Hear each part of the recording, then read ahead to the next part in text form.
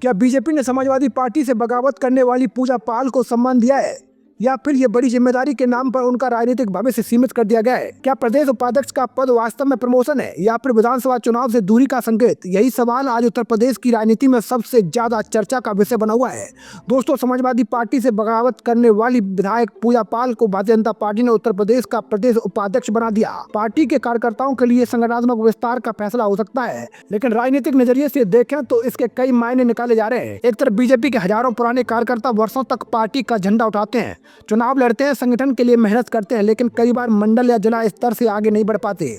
वहीं दूसरी तरफ समाजवादी पार्टी छोड़कर आई पूजा पाल सीधे प्रदेश उपाध्यक्ष के पद तक पहुंच जाती है। स्वाभाविक है, इस फैसले पर राजनीतिक बहस होना तय है, लेकिन सबसे बड़ा सवाल यह है, क्या पूजा पाल के लिए वास्तव में खुश होने वाली बात है? अगर पिछले कुछ वर्षों का राजनीतिक इतिहास देखें तो ये कहानी काफी हद तक अपर्णा यादव की याद दिलाती है। अपर्णा यादव भी समाजवादी पार्टी छोड़कर बीजेपी में शामिल हुई थी। उस समय माना जा रहा था उन्हें लोकसभा का टिकट मिलेगा, विधानसभा चुनाव लड़ा जाएगा, राज्यसभा भेजा जाएगा या फिर कोई बड़ा राजनीतिक दायित्व मिलेगा, लेकिन आखिरकार उन्हें राज्य महिला आयोग का उपाध्यक्ष बनाया गया। अब कुछ वैसी चर्चा पूजा पाल को लेकर भी शुरू हो गई है। पूजा पाल को उम्मीद थी कि समाजवादी पार्टी से बगावत का राजनीतिक लाभ मिलेगा। पूजा पाल ओबीसी समाज से आती हैं। पाल बिरादरी का प्रभाव भी उनके साथ माना जाता है। महिला होने के नाते भी बीजेपी उन्हें बड़ा चेहरा बना सकती थी।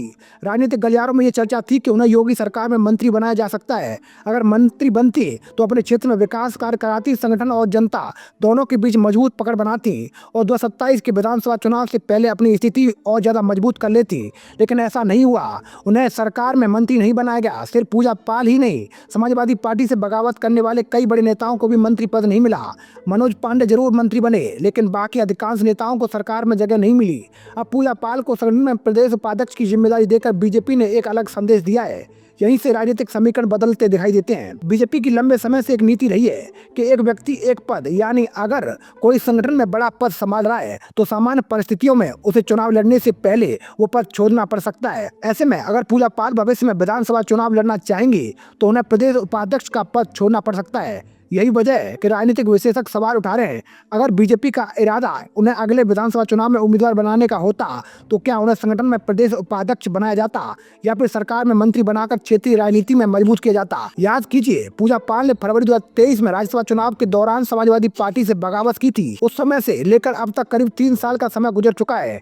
जून 2026 के अंत में जाकर उन्हें प्रदेश उपाध्यक्ष का पद मिला है, यानी लंबा इंतजार खत्म हुआ। लेकिन क्या ये वही मंजिल है जिसकी उन्हें उम्मीद थी? उनकी हालिया तस्वीरों और सार्वजनिक कार्यक्रमों को देखकर भी कई राजनीतिक पर्यवेक्षक ये कह चुके हैं कि प्रदेश उपाध्यक्ष बनने की खुशी उनके चेहरे पर वैसी नहीं दिखी जैसी किसी बड़े राजनीतिक अवसर पर दिखाई देती है। हालांकि ये पूरी तरह व्यक्तिगत आकलन हो सकता है, लेकिन राजनीतिक चर्चा का विषय जरूर बना हुआ है। ऐसे में सवाल यही है, क्या पूजा पाल का राजनीतिक भविष्य का संगठन तक सीमित रहेगा या फिर बीजेपी आगे चलकर उन्हें विधानसभा चुनाव में भी मौका देगी? इसका जवाब आने वाला समय ही देगा। फिलहाल इतना जरूर कहा जा सकता है कि प्रदेश उपाध्यक्ष बनाए जाने के साथ ही पूजा पाल के 2027 विधानसभा चुनाव लड़ने को लेकर कई अटकलें शुरू हो गई हैं। ये फैसला सम्मान भी माना जा सकता है और राजनीतिक रणनीति भी।